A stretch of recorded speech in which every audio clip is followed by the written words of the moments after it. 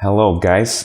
Today we have a very interesting guest. It's one of the co-founders of Ichigoichie, David Ventura, and he's gonna talk about his career in games, which spans a number of years and a lot of continents. So he worked on games in Japan. He studied in the United States, and now he builds music-based titles in Sweden. So here's what he has to say. Greetings and welcome to the 80 Level Roundtable podcast. In each episode, host Kirill Tokarev invites video game industry leaders to talk about the world of game development.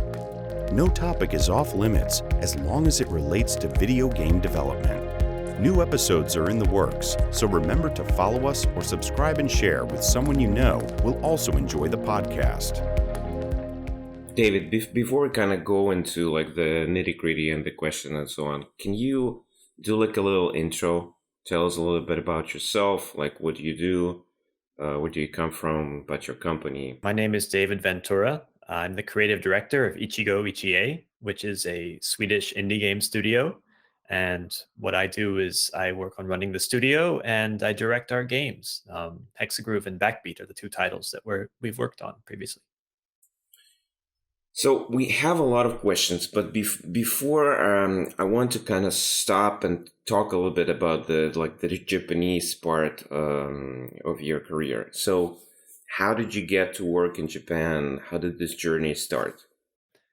So when I was in graduate school, I was studying entertainment technology, which is like theme parks and video games and movies and things like that. And we have a summer internship that everybody does. Most people went to California to work for EA or Disney or something like that, but I wanted to try something different. So I actually did a research internship in Kyoto at a research lab, and I worked on a project where we were designing using robots to teach children about music. Oh, That was the wow. first. That was the first time I'd been outside of North America, and it was an eye opener for me. I loved it a lot. So when I finished my graduate school, I went and worked really hard to get hired, and I was fortunate to get a job right out of college for an indie studio called Innis in Tokyo. Can you tell us a little bit about kind of how does this market work? Because I think the Japanese games are kind of so penetrated so well, like the American culture and the world culture, and they're everywhere.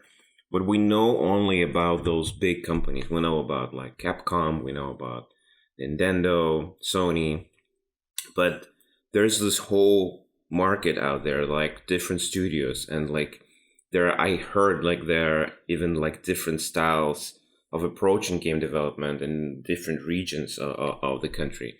Can you tell us a little bit about how does it work inside? Like, how big is it?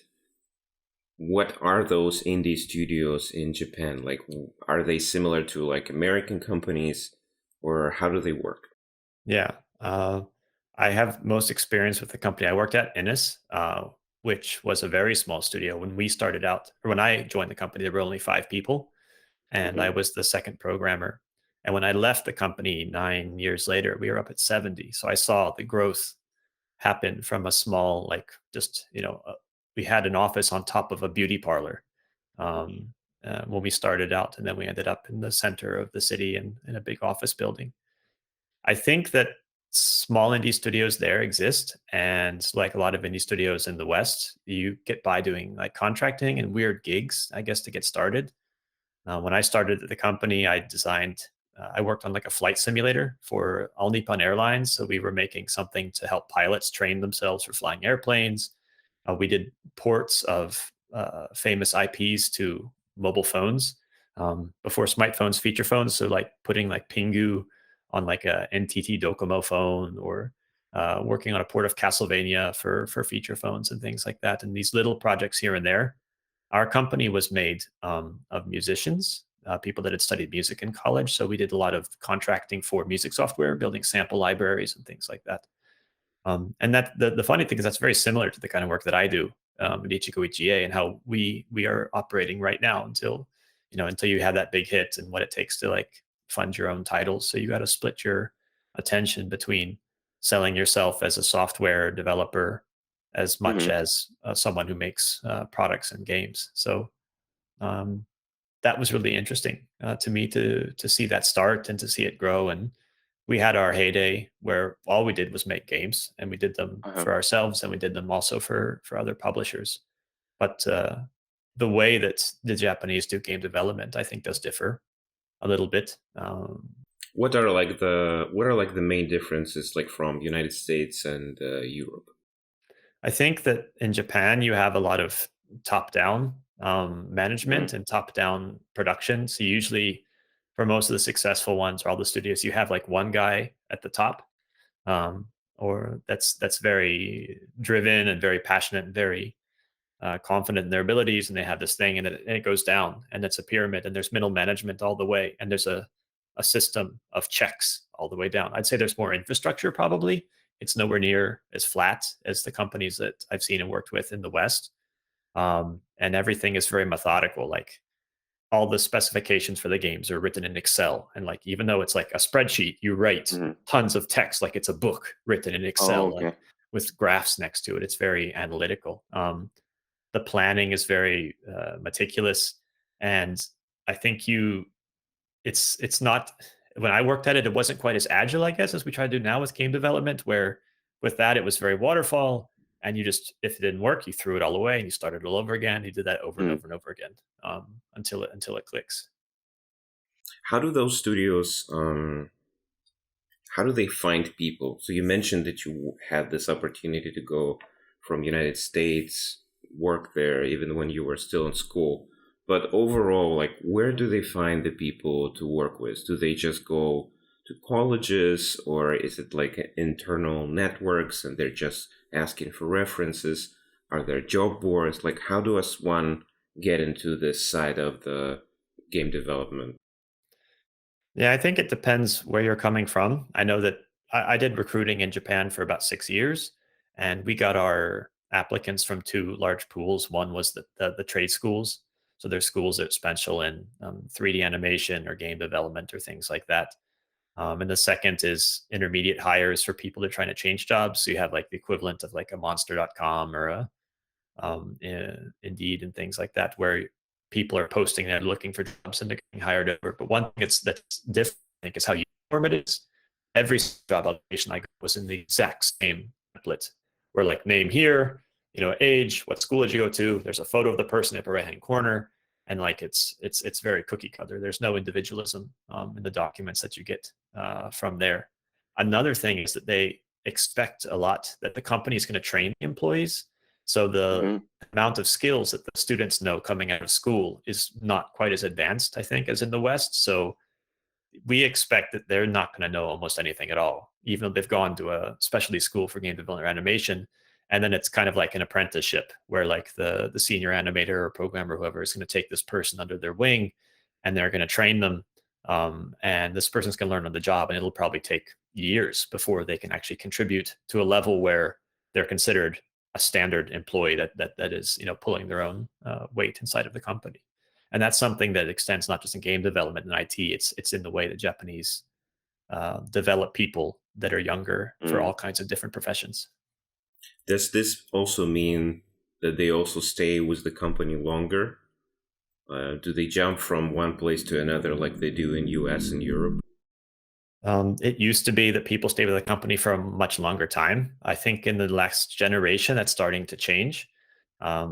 People are starting to feel like they're disenchanted with the idea of like working for life and things like that. A lot of the people Uh-huh. that we hired intermediately, or the people that I worked with that were my peers, had been there for like 15, 20 years.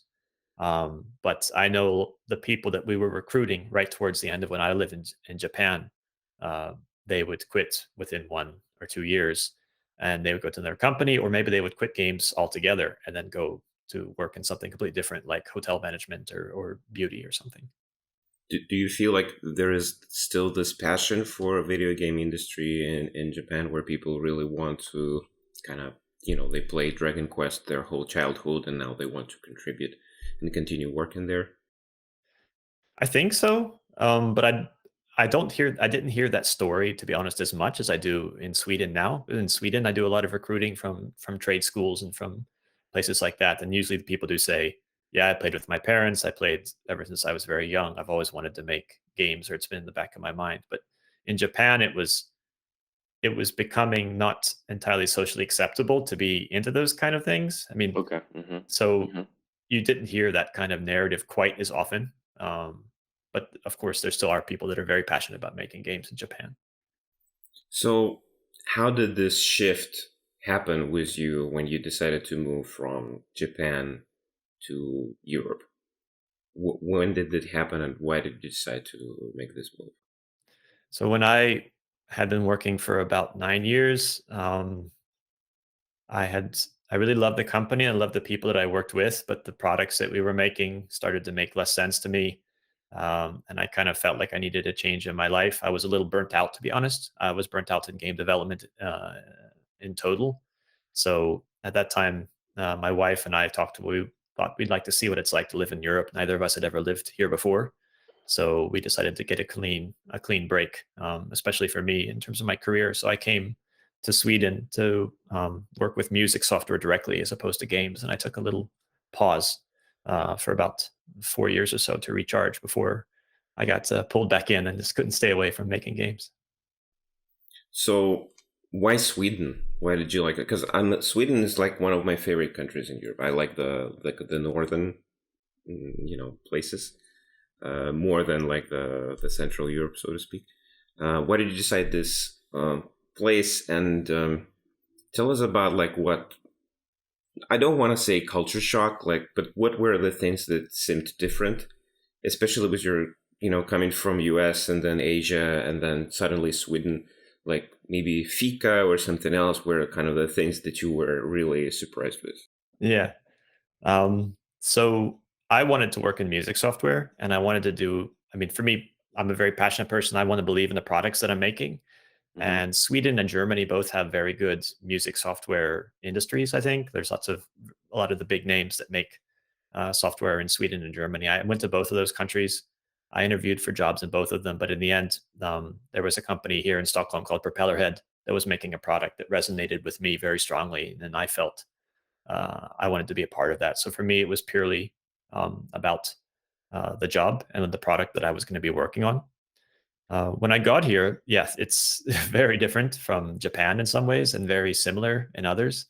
Um, the Swedish people have a sense of, I guess, distance and between people they don't know, and they don't want to cause trouble or inconvenience their neighbors, like in their around where they live, or if you're at a bus stop, you kind of spread out and things like that. So in that sense, it's very Japanese. But other things are that. Uh, what I saw working at my company was that people took work in a completely different kind of way. When I was in Japan, we started at 9 o'clock, 9:30 in the morning, and for the first, I guess, half of my career there, I usually went home around 10:30 at night. Uh, Later, when I was in Japan, I started dialing it back and started going home, I think, like at 7:30 or 8. But in Sweden, people get in at 9:30, but they're gone by like 4 o'clock or 4:30 or something like that. So there's flex time. Everybody who has children is in very early, and then they're gone before, like, I guess, daycare pickup starts or whatever. But even the people that didn't have kids, they didn't work very late, and they didn't socialize so much with other people in the company. So it felt to me like that they weren't as engaged, maybe, or with the work, or they're not with the company. Like the company was a job and it was just something you did.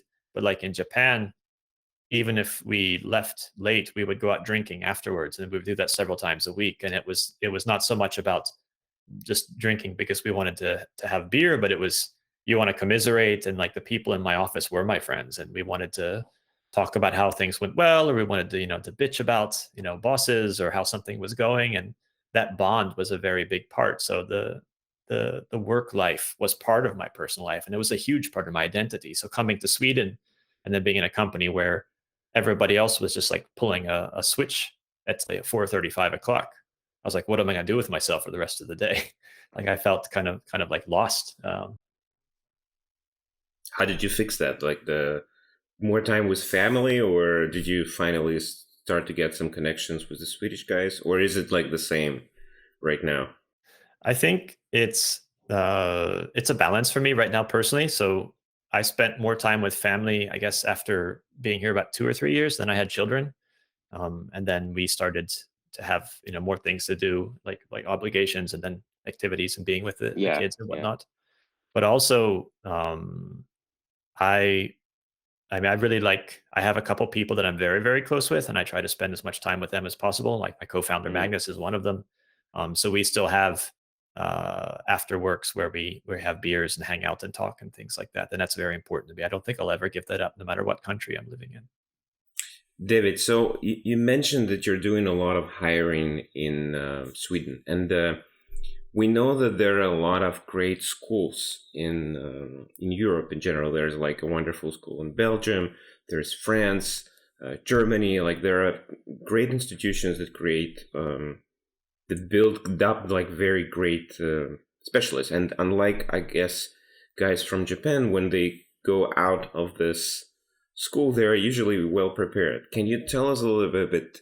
How do you work with those schools? Where do you look for people? How do you find them? Because a lot of our audience are actually guys who are either looking for work or they're just kind of like on this threshold.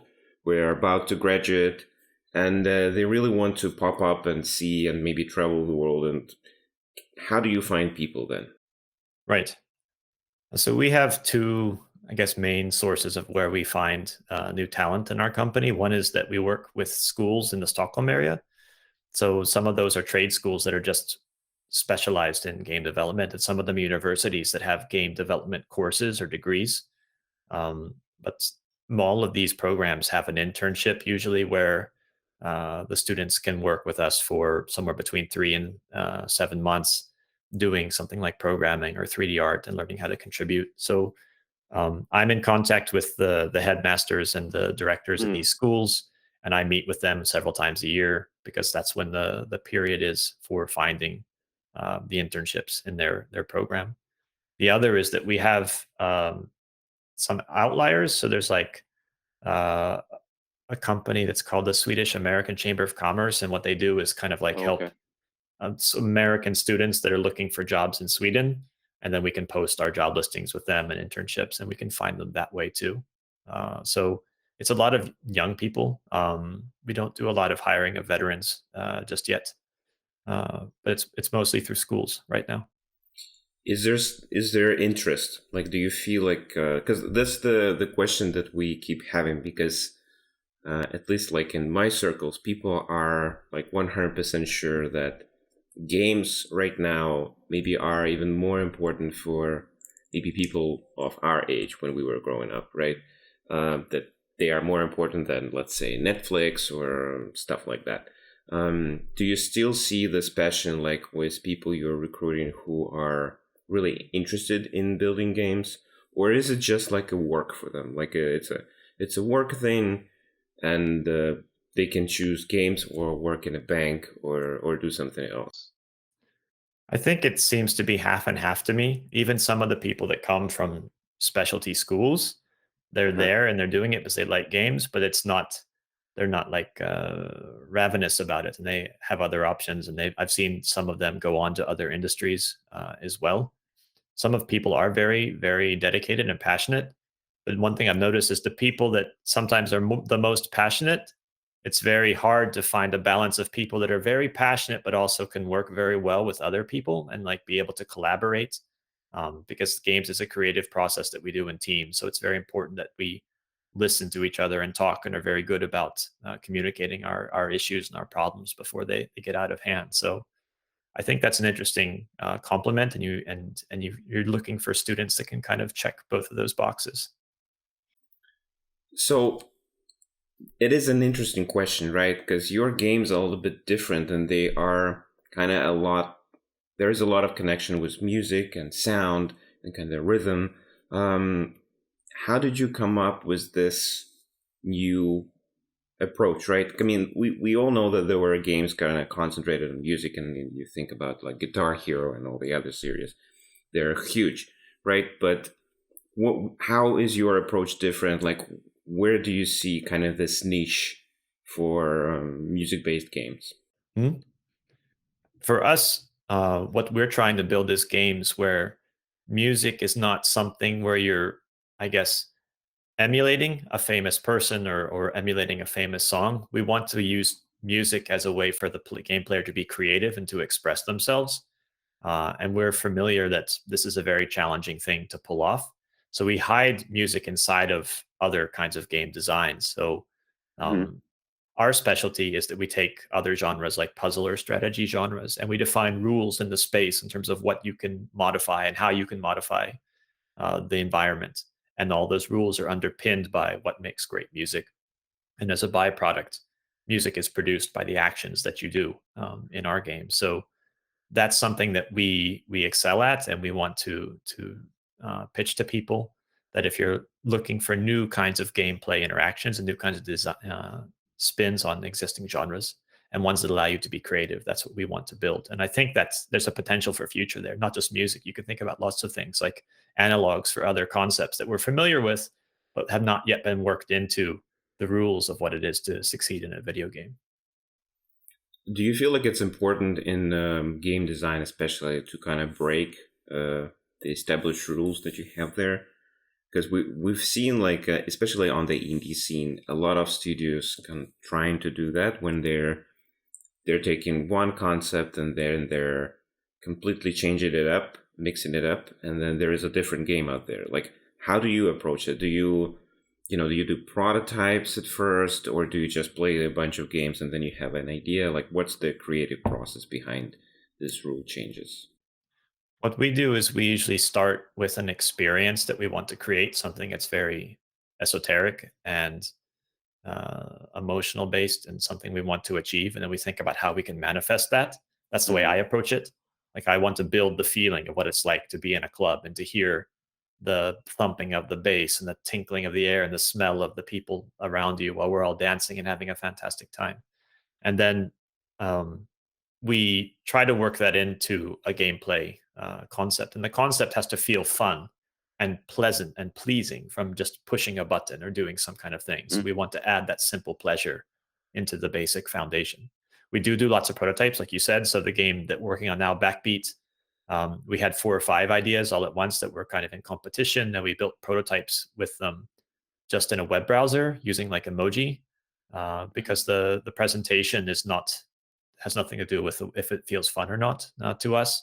So we mock this up really fast in Chrome. We hook up a gamepad to it. We move the emoji around and see if these rules of this environment are inspiring or fun to mess around with. And in this case, the one that became Backbeat won out over some other web browser emoji games, and then we refine the concept until it's in the 3D world with a story and characters. So I know Backbeat is not released yet, but there is a demo on Steam, so people can try it out. Yes, there is a demo on Steam that you can try right away. Cool. Okay, I will leave a link in the description. Tell us a little bit about kind of the tools that you're using. Are you relying mostly on just coding and just doing it like with HTML5, or do you work more with Unity or some other tools? Like, what are like the important tools that are currently available that are part of your like development toolkit? Yeah, so we work with a number of things. We try to be as reusable as possible for the stuff that is special to us, our specialty. So we build our middleware and our game logic and our music software, our audio engine, all in Rust, which is a programming language that's becoming more popular with game development recently. And then we can cross compile that to C++ and have it run on a web browser or a Switch or a PC or a Mac or a PlayStation or whatever it needs to be. That's our foundation. And uh, we start out with TypeScript when we were prototyping. So that's I was telling you about Mm. those games and web browser with emoji. Now we use Unity when we're working towards the real game. After we've nailed down the concept, and then we're building the how it operates with all of the bells and whistles and things like that. We use Unity and C# for the higher level logic on top of that custom plugin, which is made with Rust. And from a graphics perspective, we use Maya and Photoshop, are Hmm. the two tools Hmm. that we have. Do you feel like these tools did they become more kind of accessible and affordable over the last, let's say, 10 years, if you compare them when you were just beginning and you're studying or do you feel like there is still a lot of barriers to kind of entry? I think it has gotten more accessible. Like if you look at like Maya used to cost thousands of dollars for a license. Yeah. Oh We yeah. are on the Maya Indie, I think it's called, where you buy a year subscription and you pay by month, but it comes out to be I think like $200 or $300 a month or something like that, or excuse me, a year.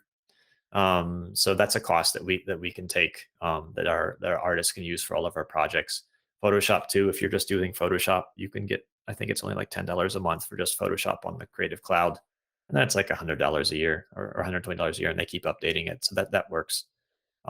With game engines too, if you're an indie and your earnings are underneath a certain threshold, you don't have Mhm. to pay royalties or have a license that costs money to Unity or Unreal.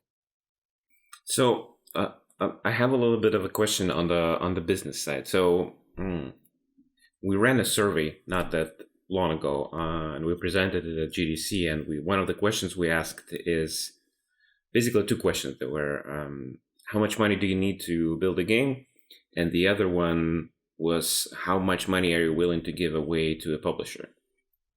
And the results were quite interesting. So the results were, basically like 50% of people said, and there was like 800 people surveyed, so it was like a large number. So 50% of them said that they don't need any money to start building the project. And then the second biggest answer was that they need $100,000. So when we looked at that, when we figured, then, well, a lot of people don't really know, the budgeting and all the other stuff. They don't know how much money it actually is required to build anything, not even like a full project. And when we asked about kind of publishers, and then it was like a trick question, because we asked, like, even if it's like a consultation, even if it's like just some help, like, how much money are you willing to give?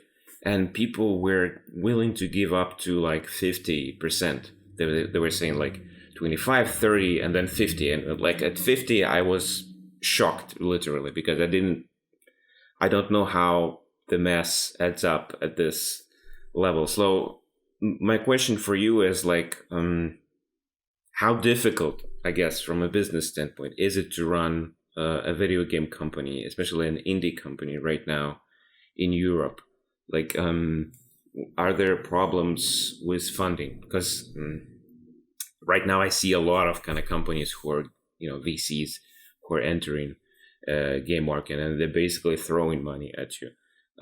Do you work with these kind of like new money machines, or do you want to work with publishers, or do you self-publish? Like, how does it work on your end? Up until now, we have always done self-publishing, and we don't have any real difficulty with anything technical that's involved with game development. So, like porting or hardware and stuff or art, we can handle all of that. We don't have a lot of experience in marketing, and we don't have a big reach. So if I had to say that we needed some kind of outside assistance, it would be in marketing and getting access to get above the noise floor, in terms of visibility. So I would prefer to work with a publisher, I guess, if the terms were right. Our company is entirely privately owned, and we have not taken any kind of VC money or loans. So we just funded it with our own personal savings and then contracting money afterwards. And that does slow down the development of the game, obviously, because if you're Hmm. working 40, 60% doing contracting for someone else, then that's only 20% of the time your game is actually taking a step forward. Do you feel like it's still important to kind of build the product? Because this is one of the things that I always had. Like, there are a lot of wonderful companies out there, but they are basically working as outsourcers, like contractors. They're building products or parts of products for someone else, but they never release anything.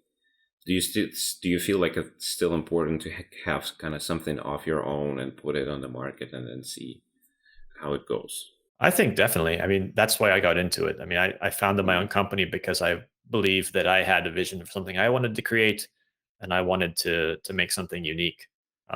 If we did contracting all the time, then I'd be like, well, why don't we just work at another company and let someone else Yeah. handle the risk of making sure our paychecks are paid every month? Because otherwise, my job becomes chasing after contracts 24/7, and that's not what I want to do with my life. I want to make games. So for me, it's a means to an end. But it is exciting working with the partners that we have. David, kind of like the last question, we ask this a lot to all of our guests.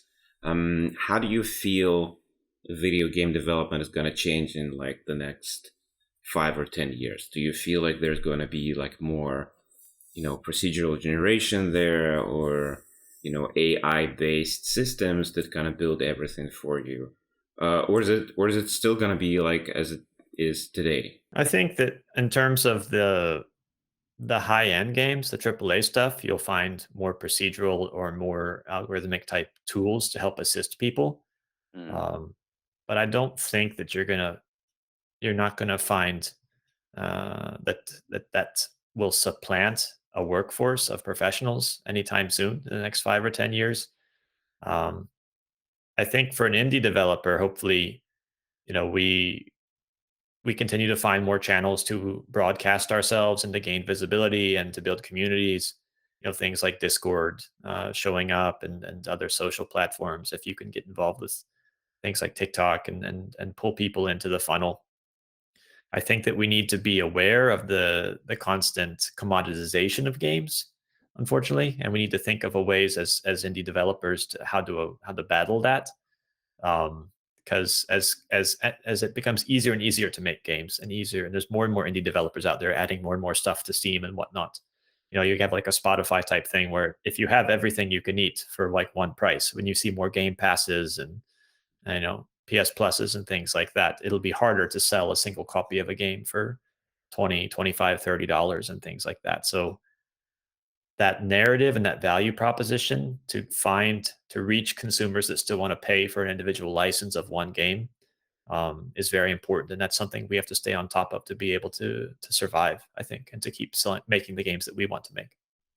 Do you feel like there's still going to be a market for that? Because if you look at the DVD sales, for example, they're basically gone, right? Do you feel like people are still gonna be buying like individuals like Dark Souls for $70 and that kind of stuff, or is it just gonna be like the Spotify Netflix model? I want to believe that it's going to become kind of boutique-ish, and there will be competition there. But hopefully, those of us that we have the pedigree and we have the unique content that we can provide a really high quality, unique experience, we can survive. If you look, was it vinyl sales, like outsold CDs, or like vinyl sales are now like growing very big. This kind of physical media and having something and buying it. I don't think humans will ever stop feeling that basic desire to have those things, and they appreciate the work that goes into something that you can put on your shelf. You might find that like physical games like have a resurgence, and if the distribution models can improve such that they can be produced more cheaply and consumers don't have to go to the big box stores, and the developers can get more money on each cartridge that they produce or something like that, then I think we can survive. We just need to keep developing those channels of industry and things like Bandcamp or physical record stores find ways to help support those indies. All right, David. I think this is kind of like an optimistic note to end the podcast tonight. Thank you so much for your time. I know you're busy, so I really appreciate it. And we'll leave the link to the description for Backbeat and your studio, so everyone who wants to maybe communicate with you or work with you, they can, reach out and figure out what's going on. All right. Thank you so much for your time. Thank you. It's great being here. Thanks for enjoying another episode of the 80 Level Roundtable podcast. Check out upcoming episodes on the 80 Level website at 80.lv. Join our career site at 80.lv/RFP. And share our podcast with friends and on your social networks.